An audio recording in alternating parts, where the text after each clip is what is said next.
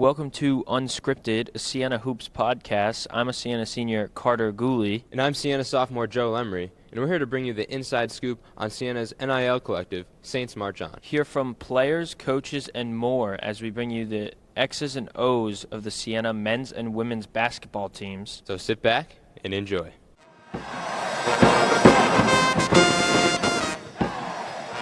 Welcome to Unscripted, the Siena Hoops podcast. I'm your host, Joe Lemery. I'm alongside Siena Saints' new women's basketball head coach, Terry Primm. Coach, how you doing today? I'm awesome, man. How are you? Doing great. I'm excited to interview you. Awesome. So I want to start a little bit with your journey. Walk me through where it all began for basketball with you. Where it all began for basketball, wow. I grew up in a pretty great era of basketball, actually, in the city of Detroit. I can remember watching the Villanova-Georgetown game. I can remember the Detroit Pistons drafting Isaiah Thomas and them building that team. I can remember the Chicago Bulls and Michael Jordan building that team, and the Boston Celtics and Lakers. And so Detroit was really, really big on basketball. As a matter of fact, the high school basketball was really good during that time. So the park and rec were all into the game. You can go anywhere in the city and get a great game. And so I think just having that influence, being in that type of environment, and our Lions weren't winning, so nobody cared about football that much. Even though Jerome Bettis came out of Detroit and played with the Steelers, was a great player there, but it was mainly basketball. Yeah. And you mentioned growing up in Detroit. How do you think your values that you've learned throughout your life have translated over to the game of basketball? Well, I think I learned those values between mom and dad, and I think it made the basketball that easy. I would say easier for me to decide to play basketball because everything aligned. Just being a professional, being a great person, and working as hard as you can whenever you could, aligned with my approach to basketball. And so I played for coaches who believed in the same thing. And, if they gave me a little bit of an opportunity, I tried to turn that into a bigger opportunity. And it's just worked everywhere I've been. Awesome. And, you have one thing about you. You have this uplifting energy and sort of happiness about you that remains consistent every day. That. And so how are you able to sustain that? And is that who you are, or is that a mindset that you've instilled throughout the course of your life? It's a DNA thing between mom and dad. My mom has incredible vigor about herself. My dad, God bless the dead, but my dad he was a very meek, yet settled, quiet, but yet strong. He was confident and grounded, and I think when I combine both of those guys, and I add my own personal faith to it, it culminates into that. It's interesting because I think I give it everything that I have to a point where I'm exhausted at the end of the day. But for some reason, every morning my strength is renewed, and it's just another opportunity to embrace this opportunity that we call life. So I would say it's between my mom and dad and my faith. Yeah, that's awesome. You talk about faith a lot, too. How much has that helped you stay strong through possibly times of adversity and unknowns throughout your life and in basketball? My faith grounds me. I think that's what I share with anybody who I have the opportunity to share that with. It grounds you. So life can pull you in either direction.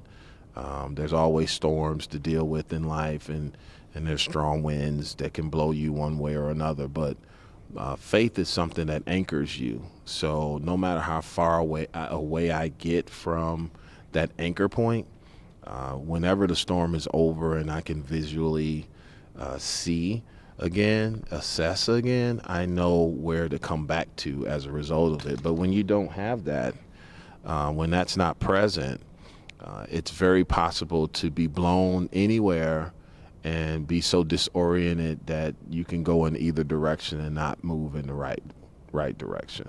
Yeah, and that's a really great point. And that kind of leads me to my emphasis on culture, especially with this team now, a lot of new faces, a lot of changing parts. How is culture going to be a factor, and how do you look to instill that with this Saints squad this year? Well, culture is the factor. It's the number one thing. It's the most important thing. It dictates everything that you decide to do, everything that you say, and of course that affects the results. Our culture will always be family. It is so important to us. We want our kids to feel like they're at a second home when they're with us. Um, the love piece is, it's actually three parts to that, because we want them to have a love for themselves, of course, and that I think combines with their love for their teammate. We want them to be servant leaders towards each other, but we want them to have a passion for what they're doing. We want them to have a passion for where they are. Sienna's a beautiful place. It's an amazing place full of great people.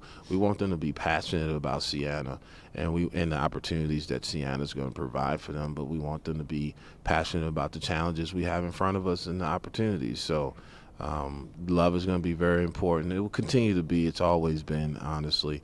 And toughness, we accountability is important, but I put that under the toughness umbrella because I think it's not just about being the strongest and the most resilient, but sometimes to make tough decisions, you might have to go in the other direction. If I have an injury, it might be tough for me to announce that and to approach it the proper way, as opposed to hiding it and trying to gut it out. Like some may think that that's toughness, but it might be tough for me to have to decide on the circle that I run with. It's tough for me to tell my loved ones that, hey, I'm on a journey and I may not have the same amount of time that I have for you.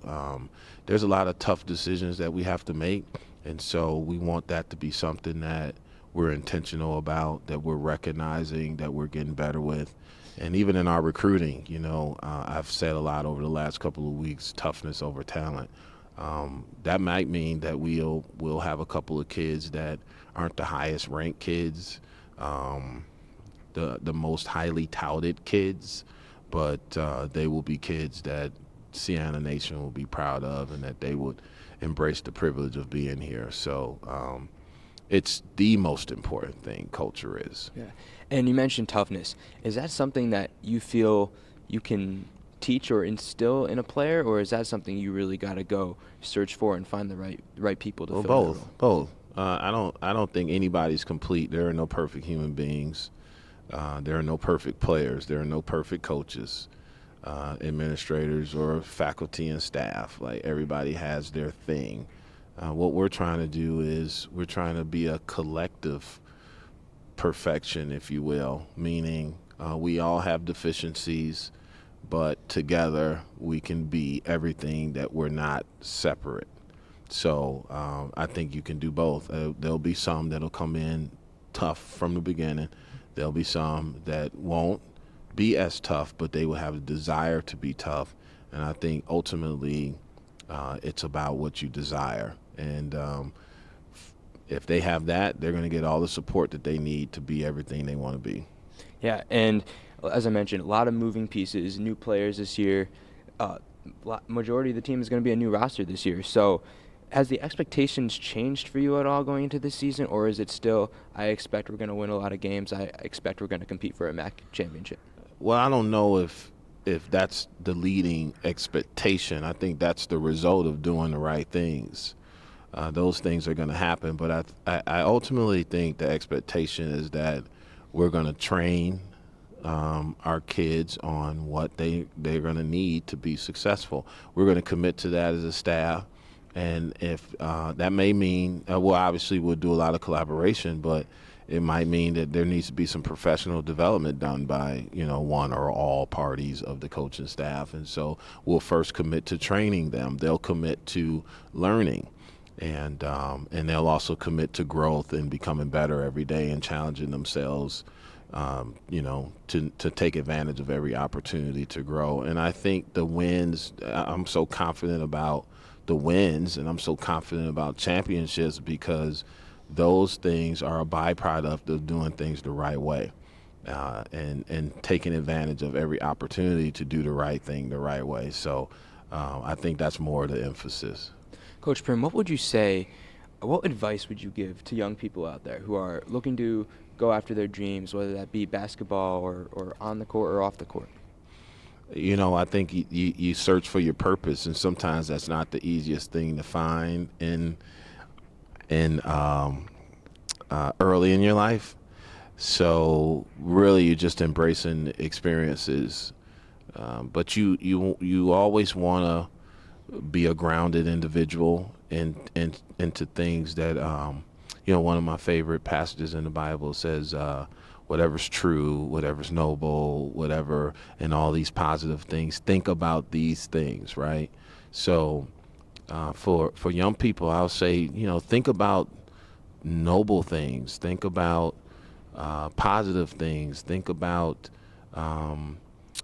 just just bringing value to wherever you are. Think about those things, and then eventually, I think it'll take you to what your ultimate purpose will be. And once you find that purpose, you just stay on that path, and that could be anything. Yeah. And you lead me. That's amazing. You lead me to my last question for you. What is your why? What is Terry Primm's purpose? I'm here to serve. I've been blessed in so many regards, and there's been a lot of people that are responsible for me arriving at this place, sitting in front of you today, and they've given so much to me, and it's just only right that I give that back. So I'm here to serve.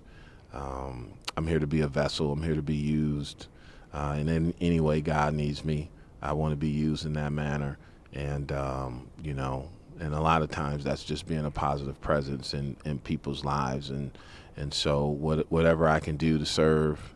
I'm a fallible human being. I'm a limited human being. I can only do and say so much, but ultimately, if the opportunity is there and I get the strength, I want to serve.